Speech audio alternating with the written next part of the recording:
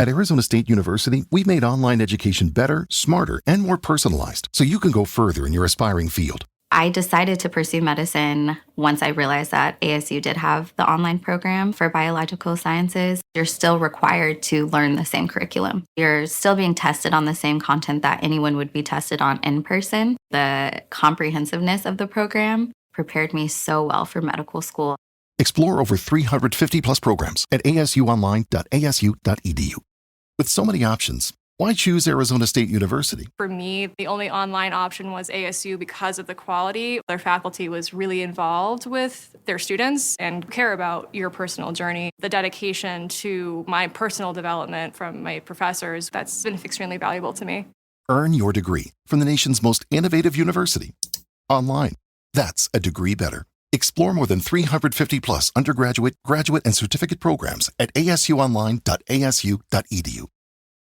We all have an image of the vampire, don't we? You know, the capes, the fangs, maybe the not liking sunlight thing. But what if I told you that the vampire we really recognize today, the sort of charming, aristocratic, seductive one, what if that was born from, like, a really terrible summer, a scandalous poet, and a surprisingly dark literary rivalry?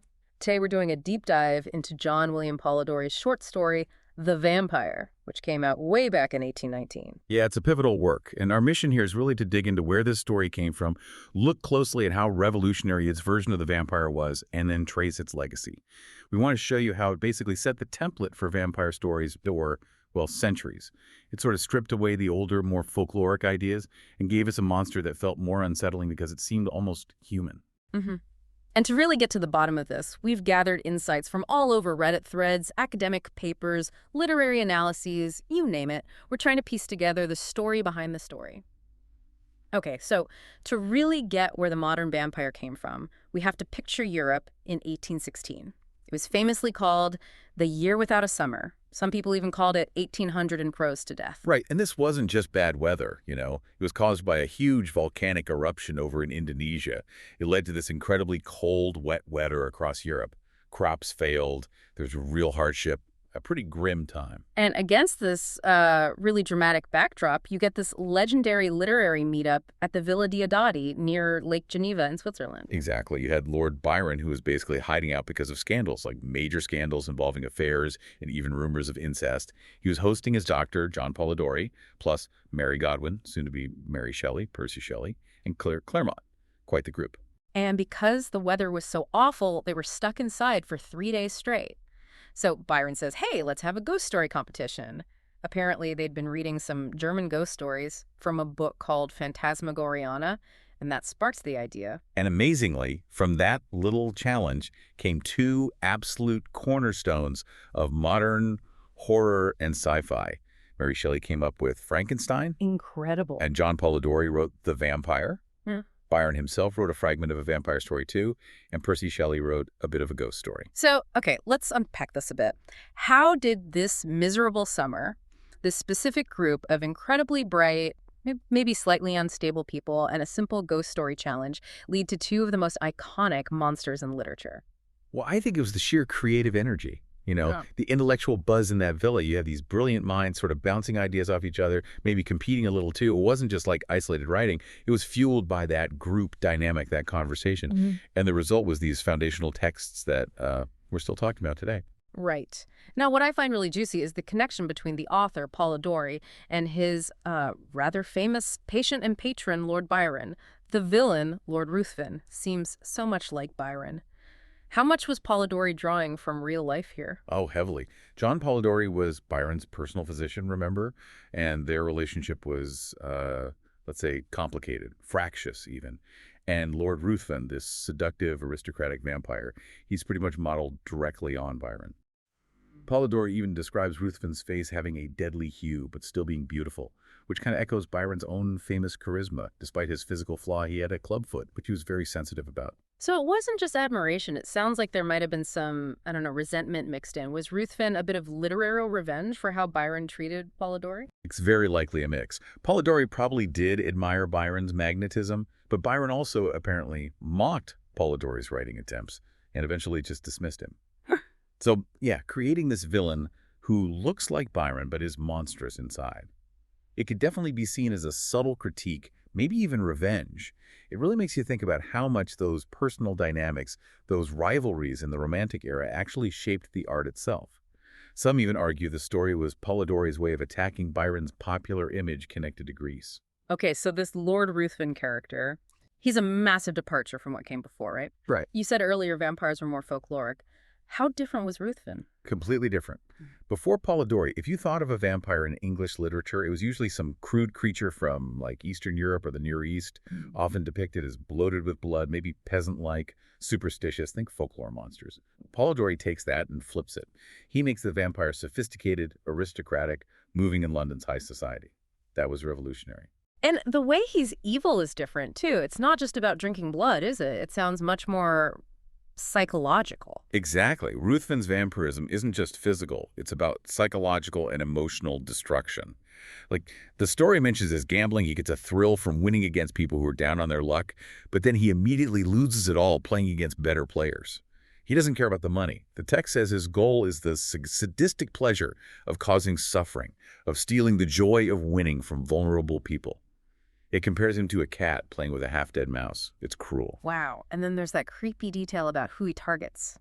He ignores the easy women, the ones known for affairs, and goes after virtuous ones. He's described as being partial to those known for their domestic virtues. He actively seeks out good women specifically to corrupt them.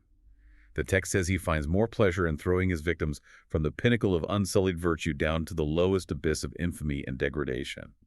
He even twists charity, giving money only to wicked people to help them spread more vice. So what Polidori did, he didn't just make the vampire suave. He made the evil deeper, more insidious. Ruthven isn't just a monster draining life. He's draining virtue, draining joy. Precisely. He humanized the vampire in a way, but by focusing on very human forms of malice, seduction, corruption, psychological torment. He turned the vampire into, as one critic put it, an emblem of the modern soul and its multitudinous maladies. The horror comes from recognizing something of ourselves or our society in the monster. Which fits perfectly with this whole dark romanticism thing, doesn't it? It sounds like Polidori was tapping right into that literary movement. Absolutely. The vampire is a cornerstone of dark romanticism. That movement wasn't about inherent human goodness. It was about exploring the shadows, intense emotions like horror and terror, anthropomorphized evil, evil in human form. It looked at our darkest human impulses, things like madness, revenge, sin, destruction. It was a counterpoint to movements like transcendentalism, basically saying, no, humans aren't inherently good. We are fallible. We have dark sides. It's about the weird, the unsettling, the loss of sanity and morality. And the story itself really leans into those themes, especially with Aubrey, the main human character, and his relationship with Ruthven. Seduction is key, right? Definitely. The vampire really established that trope, the seductive vampire. It links the act of vampirism, the blood-sucking, very closely with sexual seduction, even hinting at something darker, like assault.